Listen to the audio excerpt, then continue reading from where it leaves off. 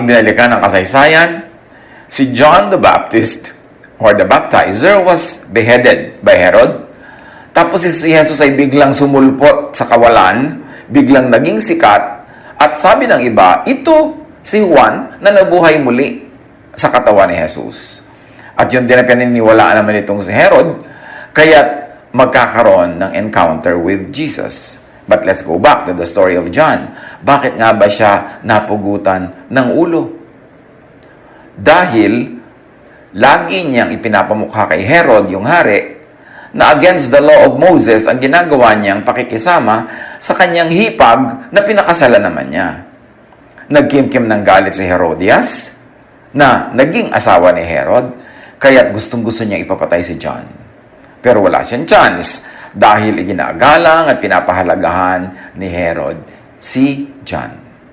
Hintay ng hintay ang babaeng Herodias ng pagkakataon na makagabawi siya, makipaghiganti siya kay John. Kasi hinihiya siya. Ipinapamukha sa lahat na siya ay nabubuhay ng mali dahil yun ay against the law. But for starters, let's remember that the mission of John was to clear and pave the general way for and of Jesus. Yan ang mission niya. Hawanin ang dadaanan ni Jesus, ipakilala si Jesus, ilipat ang mga tao from the law to grace, because the Bible itself tells us that John was the last prophet of the Old Testament. And therefore, he was the first prophet of the New Testament. Siya ang last prophet of the Old Dispensation, siya ang new prophet of the New system, which was going to be based on Jesusness, based on love, and not on the law. Meanwhile, merong naging issue si John, at ito nga yung kimkim ng galit sa kanya ni Herodias. Dahil lagi niyang ipinamumukha sa hari na hindi niya dapat pinakasalan si Herodias. John 1:6-26. There was a man sent from God whose name was John.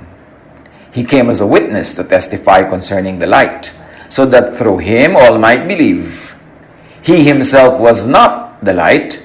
He came only as a witness to the light.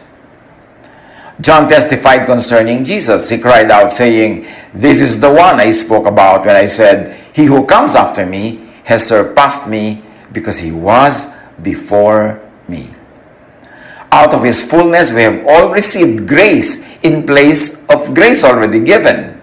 For the law was given through Moses, grace and truth came through Jesus Christ. So mula mismo sa bibig ni John, sinasabi niyang kay Jesus manggagaling ang grasya, ang kabaitan ng Diyos, napapalit doon sa grasyang dati na nilang tinatanggap pa dahil ito ay superior na grasya. At sinasabi niya na, ang mga batas ibinigay kay Moses, pero kay Jesus na aking pinatotohanan ngayon, ang ibinigay ay grasya, katotohanan, walang hanggang pag-ibig ng Diyos.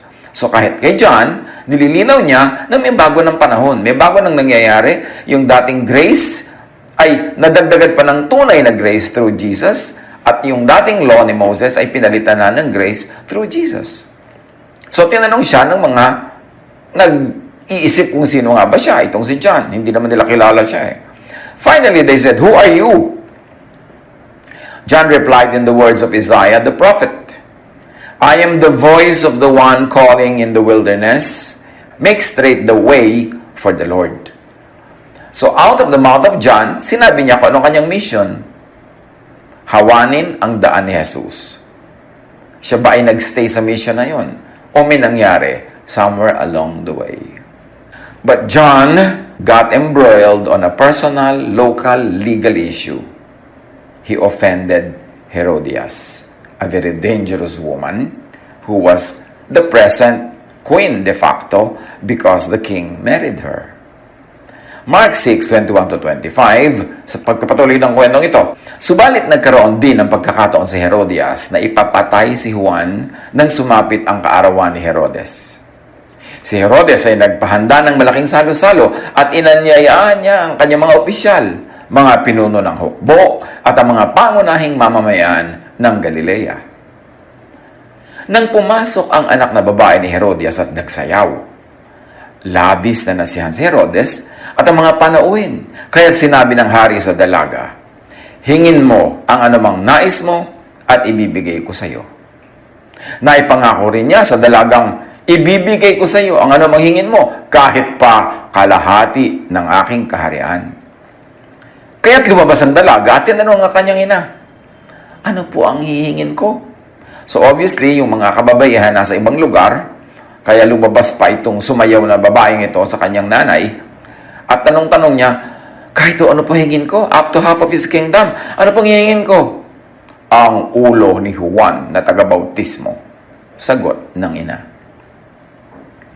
Mabilis na nagbalik ang dalaga sa kinaroroonan ng hari at sinabi niya, ang nais ko ibigay niyo sa akin ngayon din ang ulo ni Juan na taga-bautismo na nakalagay sa isang pinggan.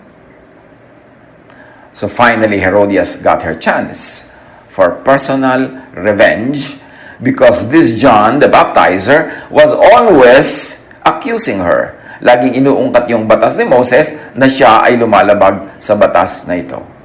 Mark 6:26-29, labis na nalungkot ang hari. Subalit dahil sa kanyang sumpang narinig ng mga panauhin, hindi niya matanggihan ang dalaga. Kaagad niyang iniutos sa isang kawal na dalhin sa kanya ang ulo ni Juan. Sumunod nga ang kawal at pinugutan niya ng ulo si Juan sa loob ng bilangguan. Inilagay niya ang ulo sa isang pinggan at ibinigay sa dalaga. Ibinigay naman yun ng dalaga sa kanyang ina. Nang mabalitaan ito ng mga alagad ni Juan, kinuha nila ang kanyang bangkay at inilibing.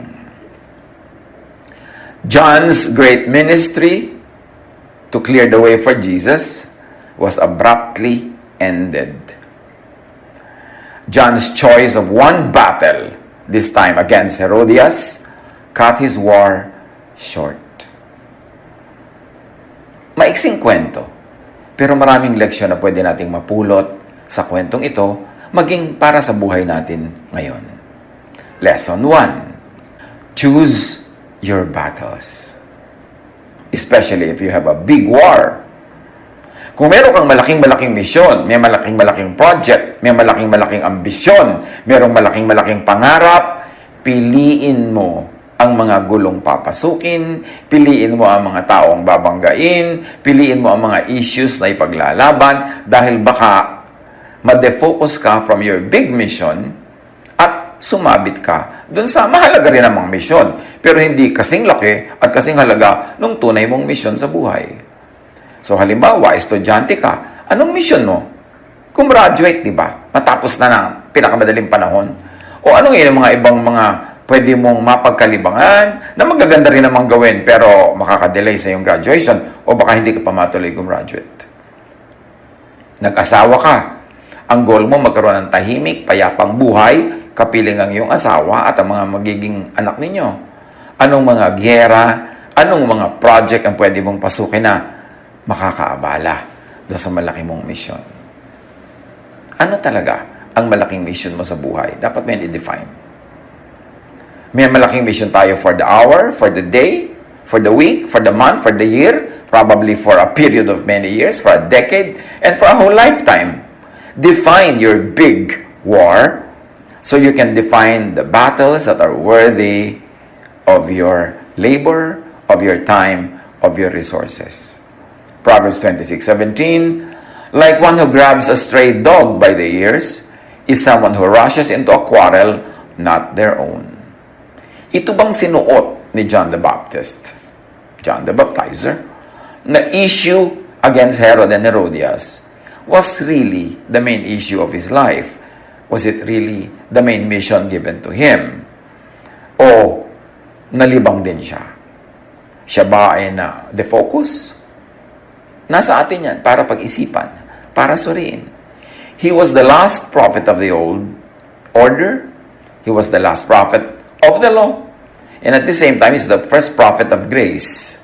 Pero this time, ang inungkat-ungkat niya ay law, legality, a legal matter, which got him embroiled into this very powerful and very wicked woman. And so, his mission was abruptly ended.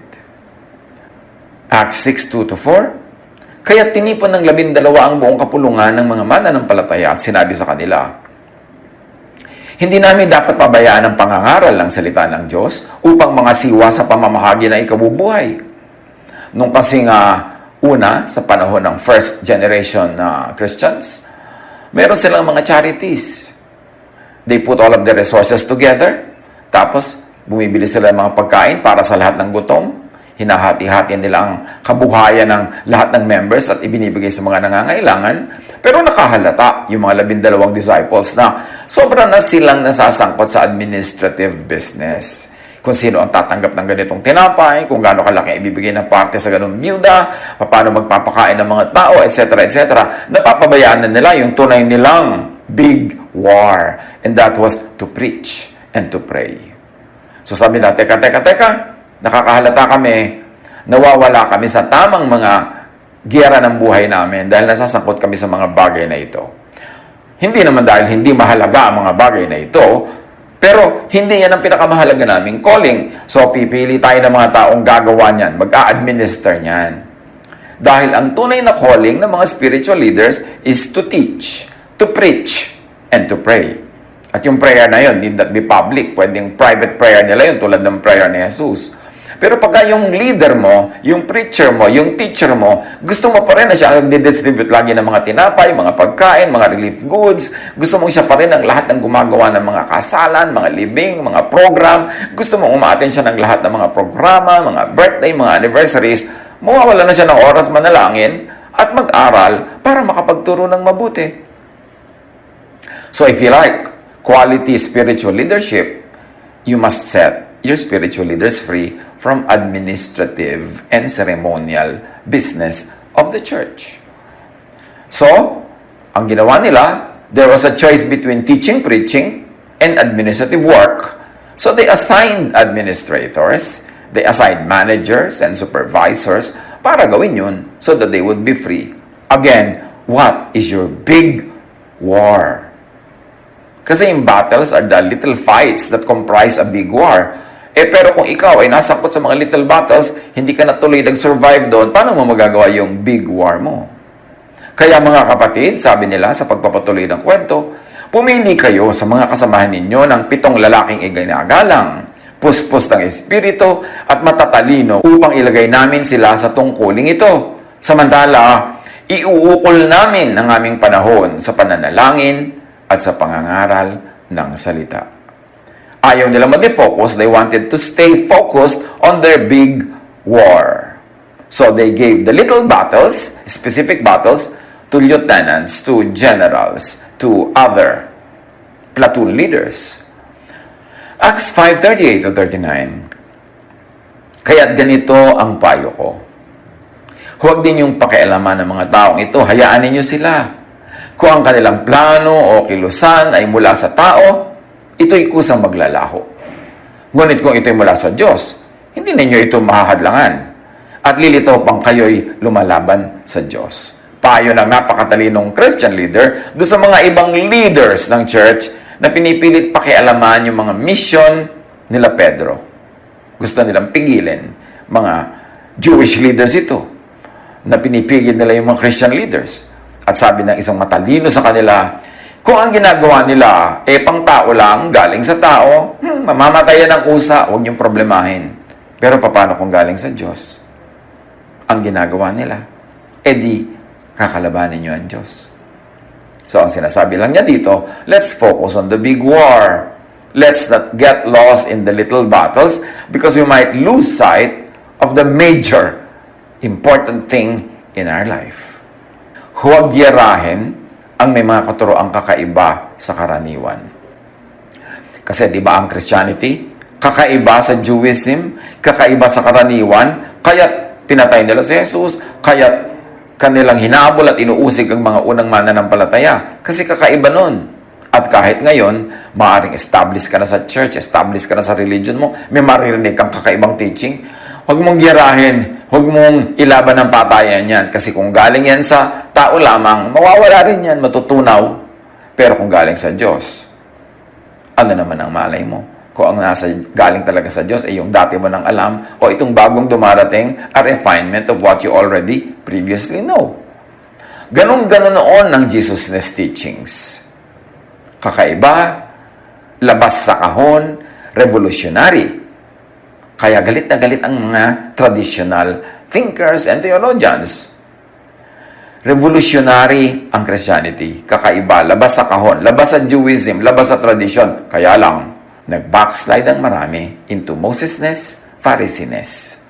Nagsimula sila with Jesusness, tapos bumalik sila sa Mosesness, Phariseeness, at hanggang ngayon, marami tayong minana na so-called Christian teachings, Christian practices, na backsliding into Mosesness and Phariseeness. Pero ang lesson pa rin na mahalaga, do not be sidelined by minor issues. Proverbs 26:20, without wood, a fire goes out. Without a gossip, a quarrel dies down. So pag kami gulo, may mga usapan, doon na tayo sumali. Kasi mawawala rin yan. Ang hindi tunay na galing sa Diyos, matutunaw yan na parang ice cream. Mawawala din yan sa ibabaw ng lupa. Proverbs 18:1, against all sound judgment, an unfriendly person starts quarrels. Well, John did not deliberately start a quarrel, but she picked on this woman who wanted a fight and who would want a good fight. Maganda ang ginagawa ni John, nagpapaalala siya kung anong tama at mali, pero merong better choices that could have been done to stick to the calling, to clear the path for the Lord. But John made a very, very strong pitch for the law, which was not his mission. Do not make specific, needless enemies. Kung nagtuturo ka lang ng general idea, hindi naman diretsong napupukol ang mga tao para sila diretsong magkaroon ng grudge, pero yung tao mismo, pinipick out mo yung name niya, sasabihin mo yung sin niya publicly, well, you are making an enemy. Proverbs 17:14, starting a quarrel is like breaching a dam. So drop the matter before a dispute breaks out. I-apply natin sa buhay natin. Ginagawa lang nating springboard yung nangyari kay John na naabala siya sa kanyang main mission, pero tayo ngayon, nangyayari rin yun.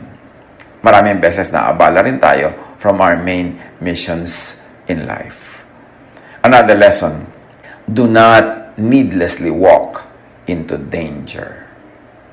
John was walking into danger. And really, technically, he walked into his prison. He was very, very vocal about his opposition to the lifestyle of the king and his queen. It's not bad to do, especially for a prophet like him. But that specific battle stopped him from pursuing his big war.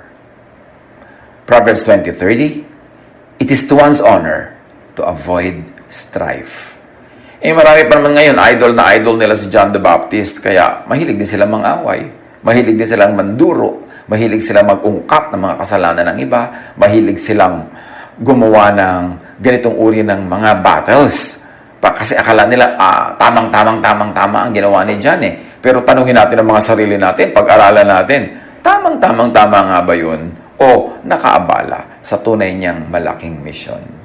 Proverbs 22 verse 3, the prudent see danger and take refuge, but the simple keep going and pay the penalty. Napaka-importanteng lesson sa buhay, mga kapatid. Kahit kapag godly, kahit ka pa isang John the Baptizer, kahit ka pa isang propeta, kahit ka isang servant of God, observe natural law, observe common sense, even and especially if you have a big cause. Kasi marami mga tao, merong great spiritual calling, merong great ministry, but they do not observe natural law. Laging iniisip nila, ipapagtanggol ako ng Diyos. God will protect me. God will take care of me. So, kuminsan, they figure in accidents. Sometimes, they figure in many things that could have been prevented or avoided had they deferred to natural law. Pero yung sobrang paniniwala nung hyper faith na lagi kang i-exempt sa gutom, i-exempt ka sa sakit, i-exempt ka sa sunog, i-exempt ka sa baha, sa lunod, sa kung ano-ano mga dilubyo. Tapos pag nangyari, pag umandar yung natural law, takang-taka yung mga tao dahil akala nila, bakit siya pinabayaan ng Diyos? Di ba lingkod siya ng Diyos?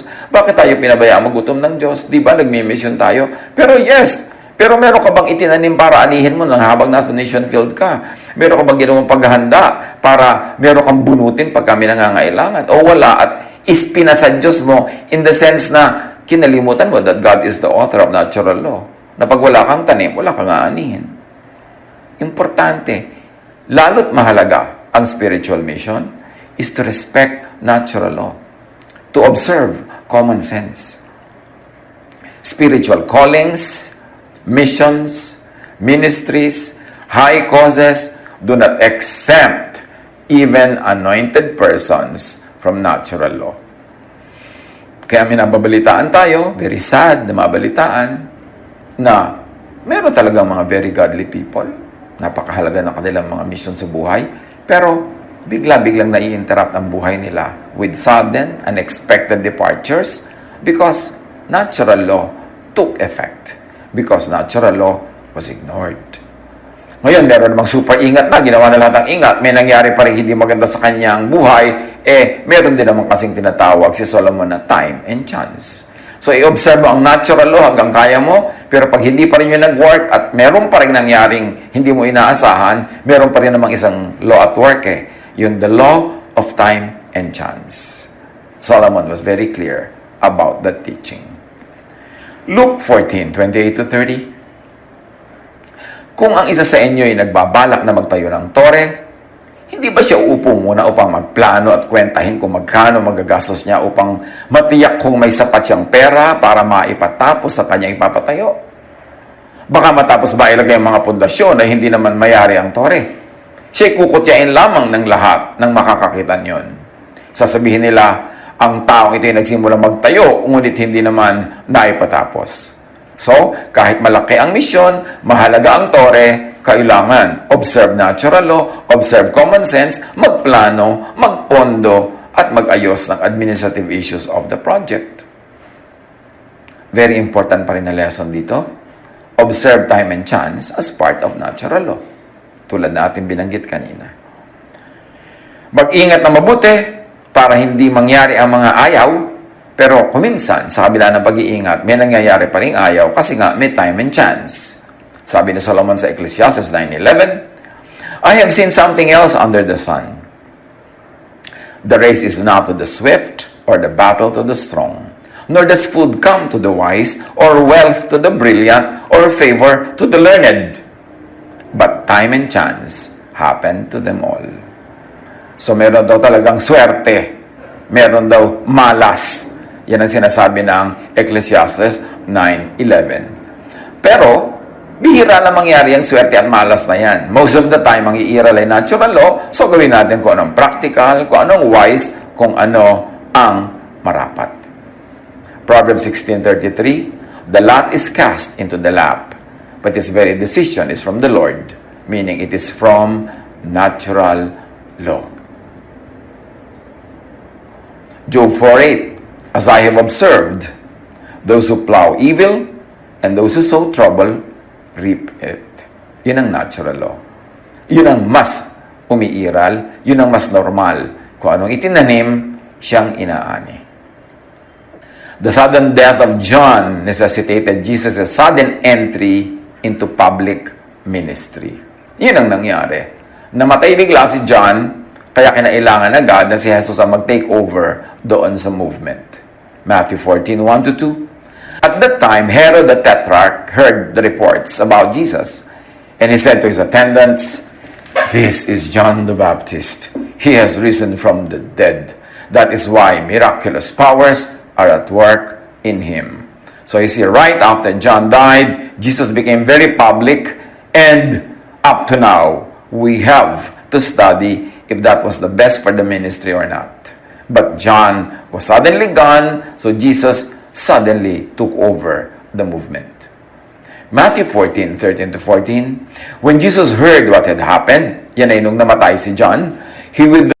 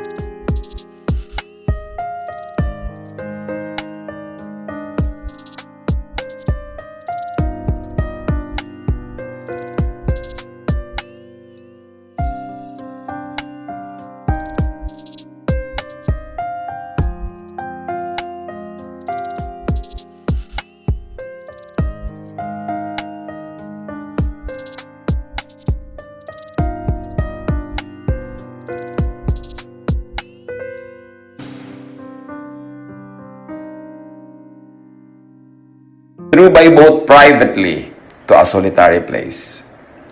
Hearing of this, the crowds followed him on foot from the towns. When Jesus landed and saw a large crowd, he had compassion on them and healed the sick. Dati may mga followers pang distinct bukod si John. Pero nung namatay na si John, lahat ng mga yon ay biglang naglipatan kay Jesus. John 10:40-41. Muling pumunta si Jesus sa ibayo ng Jordan, sa pook na dating pinagbabautismuhan ni Juan.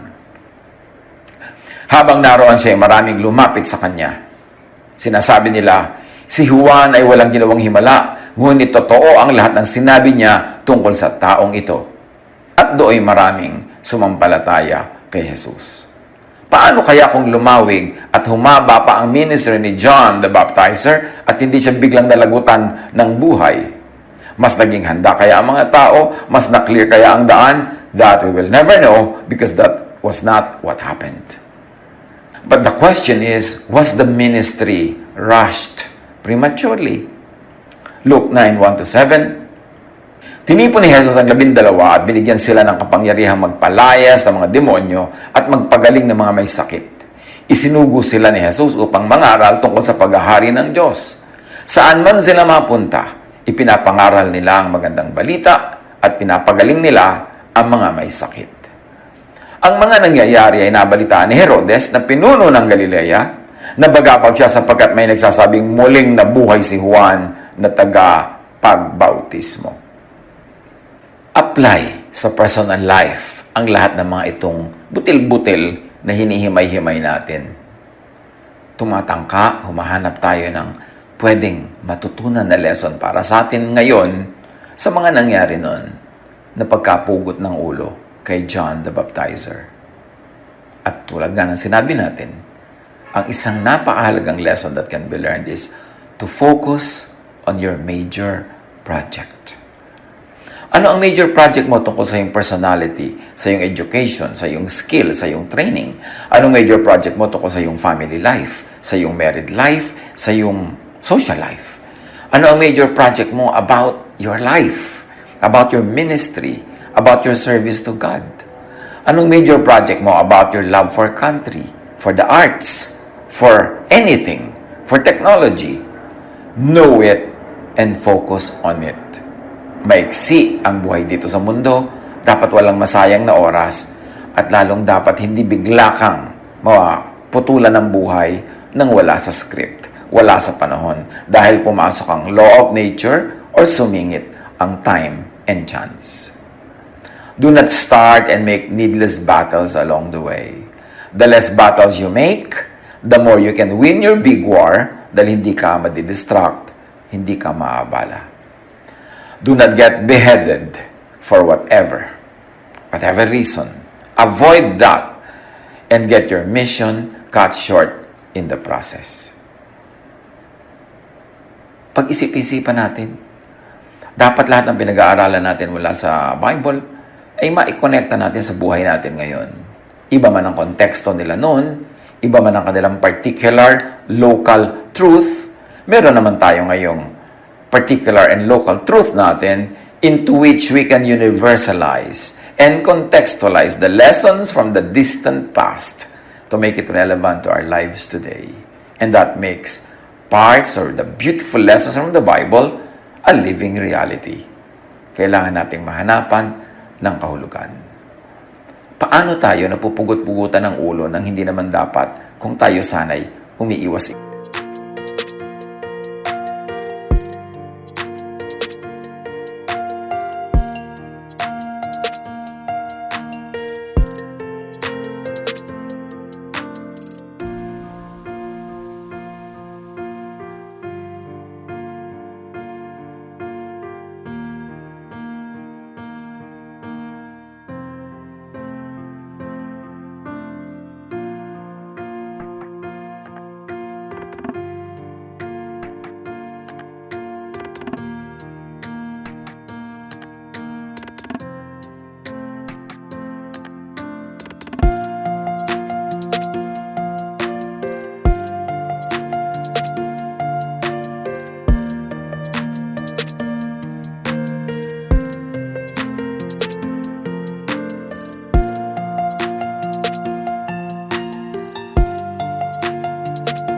bagay na maliliit naman kung ituturing pagka ito i-compare sa ating big missions in life. Learn. At huwag tayong mamugot ng mga ulo ng mga Johns sa ating paligid. Kung hindi naman natin talaga yan kailangan at hindi naman talaga yan kailangan, huwag na lang tayong sumaghabal sa iba. Hayaan natin gawin nila yung ginagawa nila.